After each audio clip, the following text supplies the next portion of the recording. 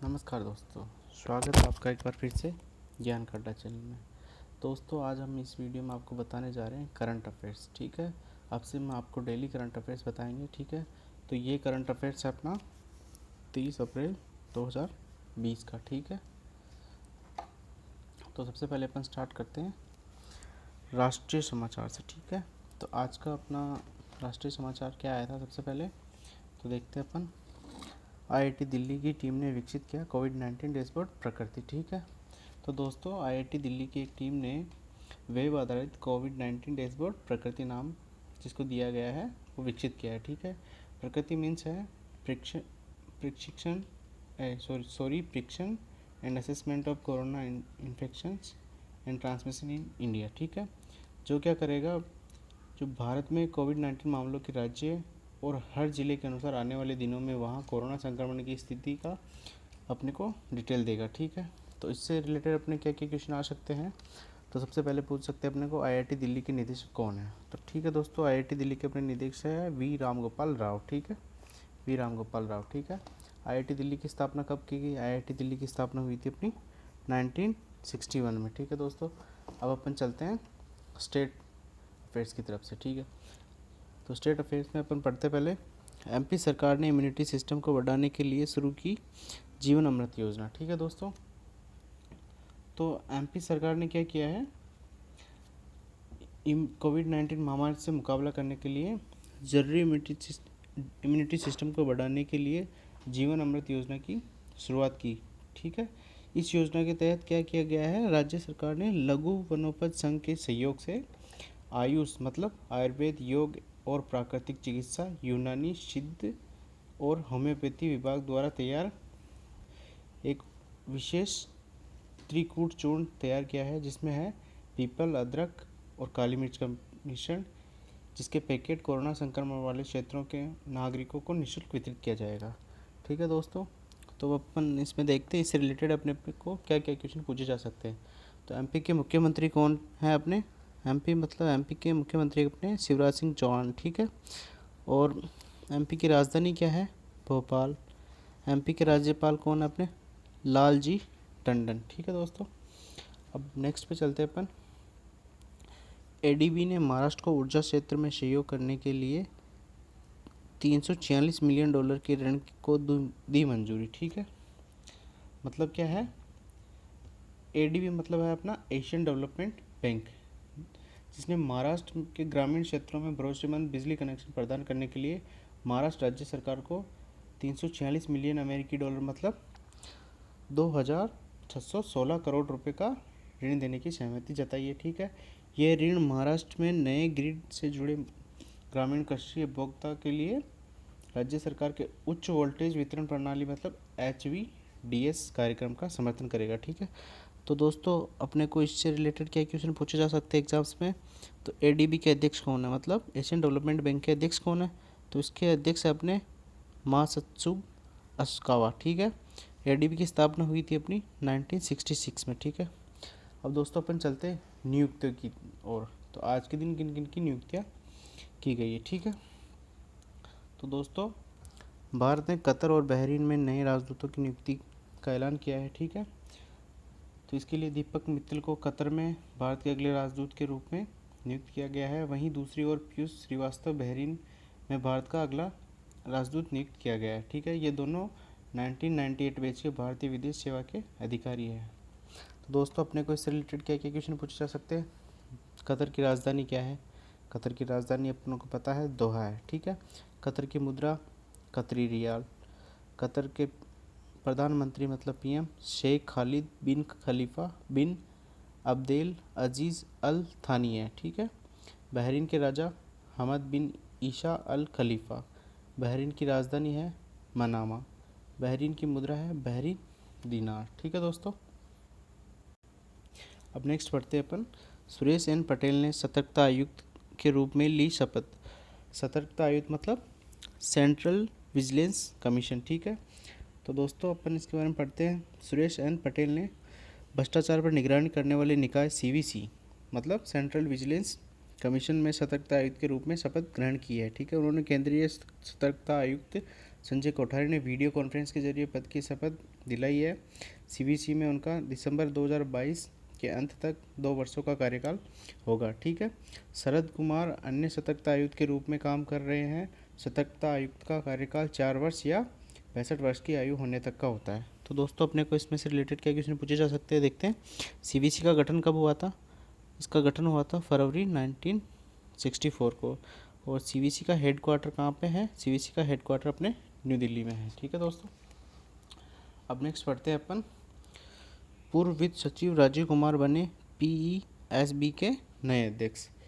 यहाँ पे दोस्तों पीईएसबी है अपना पब्लिक एंटरप्राइजेज सिलेक्शन बोर्ड, मतलब लोक उद्यम चयन बोर्ड। ठीक है। तो पूर्व सचिव राजीव कुमार को 3 साल के लिए नया अध्यक्ष नियुक्त किया गया है। वह झारखंड कैडर के 1984 बैच के आईएएस अधिकारी हैं।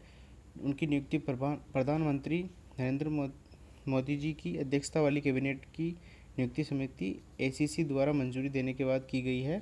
वह कपिल देव त्रिपाठी का स्थान लेंगे, जिन्होंने हाल ही में राष्ट्रपति रामनाथ कोविंद के सचिव का पदभार संभाला है। ठीक है दोस्तों। तो इससे रिलेटेड अपने को क्या क्वेश्चन पूछे जा सकते हैं? तो पीएसबी के निदेशक कौन है? तो पीएसबी के निदेशक है अपने कैलाश दान रत्नू। और पीएसबी के सचिव है किम्बुंग किपगेन। ठीक है। अब नेक्स्ट चलते हैं अपने कर्नाटक के पूर्व क्रिकेटर जे अरुण कुमार होंगे यूएसए के नए कोच। ठीक है दोस्तों। तो अपने कर्नाटक के पूर्व क्रिकेटर जे अरुण कुमार को यूएसए की राष्ट्रीय टीम का मुख्य कोच बनाया गया है। वह अंतरिम कोच जेम्स पेमेंट का स्थान लेंगे। ठीक है। उन्होंने कई वर्षों तक कर्नाटक टीम के साथ काम किया है और इंडियन प्रीमियर लीग मतलब आईपीएल में किंग्स 11 पंजाब के बल्लेबाजी कोच के रूप में भी सेवाएं दी हैं। उन्होंने प्रथम श्रेणी क्रिकेट में 7,200 से अधिक रन बनाए हैं और लिस्ट ए गेम्स में 3,000 से अधिक रन बनाए हैं। दोस्तों अपने को इससे रिलेटेड क्या क्या क्वेश्चन पूछे जा सकते हैं वो देखते हैं। यूएसए क्रिकेट का हेडक्वार्टर कहाँ है? तो इसका हेडक्वार्टर है अपना कोलोराडो, संयुक्त राज्य अमेरिका मतलब यूएसए में है। ठीक है। और यूएसए क्रिकेट के अध्यक्ष कौन है? पराग मराठे। ठीक है। और यूएसए क्रिकेट के मुख्य कार्यकारी अधिकारी मतलब सीईओ वो है अपने इयान हिंगी। ठीक है। अब चलते हैं नेक्स्ट क्वेश्चन पे। ठीक है। तो टीएस त्रिमूर्ति होंगे संयुक्त राष्ट्र में भारत के अगले स्थायी प्रतिनिधि। ठीक है। मतलब केंद्र सरकार ने टीएस त्रिमूर्ति को संयुक्त राष्ट्र में भारत का अगला राजदूत अथवा स्थायी प्रतिनिधि नियुक्त करने की घोषणा की है। वह न्यूयॉर्क में संयुक्त राष्ट्र में भारत के स्थायी प्रतिनिधि के रूप में नियुक्त सैयद अकबरुद्दीन का स्थान लेंगे। ठीक है। तो इससे रिलेटेड क्या क्वेश्चन पूछ सकते हैं अपने को, वो है संयुक्त राष्ट्र के महासचिव कौन है? तो इसके महासचिव है एंटोनियो गुटेरेस। ठीक है।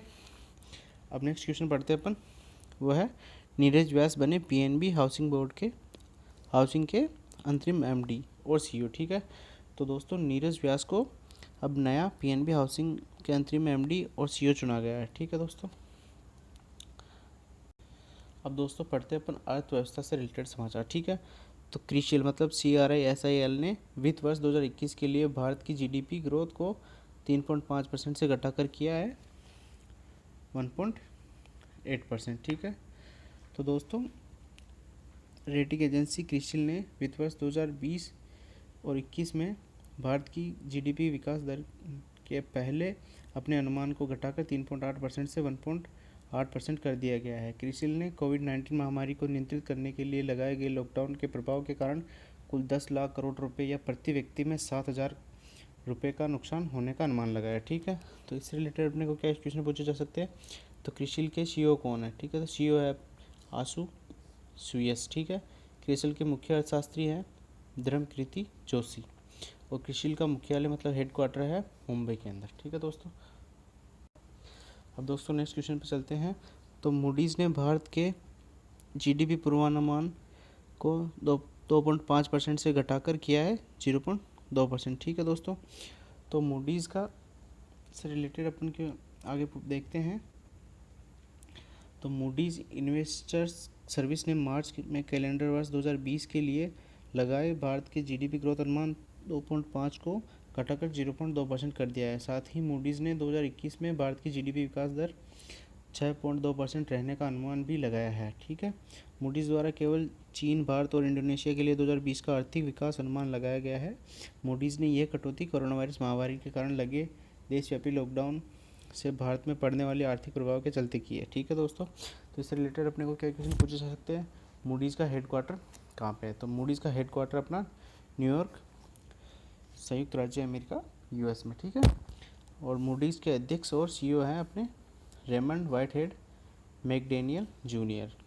ठीक है दोस्तों, अब पढ़ते हैं अपन खेल से रिलेटेड समाचार। ठीक है, तो आईसीसी ने दीपक अग्रवाल को क्रिकेट की सभी गतिविधियों से 2 साल के लिए किया बैन। ठीक है दोस्तों, तो अंतर्राष्ट्रीय क्रिकेट परिषद आईसीसी द्वारा दीपक अग्रवाल पर 2 साल के लिए क्रिकेट से संबंधित किसी भी गतिविधियों में हिस्सा लेने पर बैन लगा दिया गया है। आईसीसी द्वारा उन पर यह प्रतिबंध आईसीसी एंटी करप्शन कोड का उल्लंघन करने के आरोप को स्वीकार करने के बाद लगाया गया है।